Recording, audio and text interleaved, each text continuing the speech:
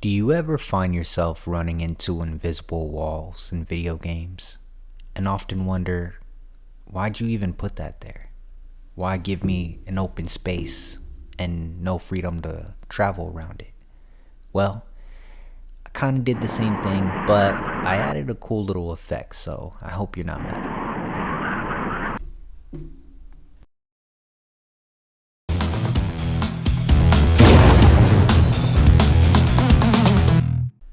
Another bug I found was the rigid body mass and weights of the objects that I was moving around in the furniture. When you actually come into production ready scenes and you have everything together, it's good to test out all the scripts that you've made so far to make sure that they're actually useful in the game. And the bed kept going into the middle of the level, but I eventually got it fixed by going back into Blender because it was actually 100 times smaller than it should have been, so I had to up that.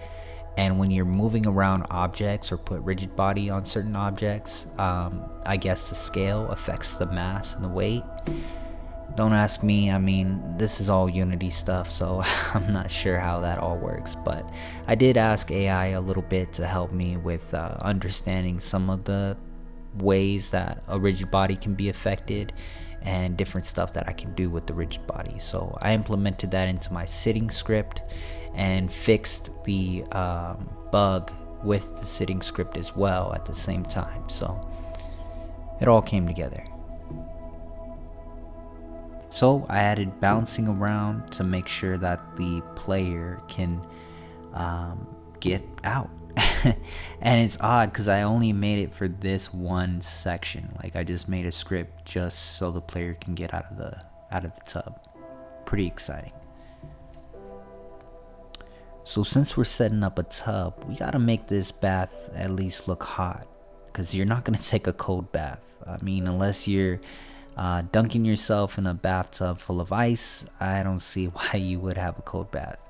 But I went out and looked for the steam looking photos or smoke, something to resemble steam. And since this game is low poly, I don't have to worry too much about realism, but I do want to put some realistic elements in there in some sort of way, even if it's at a low poly state. A couple of devlogs back, I got a recommendation from Neat Games that I should do post-processing, and I hadn't really thought about it, but I did use post-processing before, and I took his advice and took ambient occlusion and put on some bloom and really got a good result out of it. So appreciate the advice. Thanks.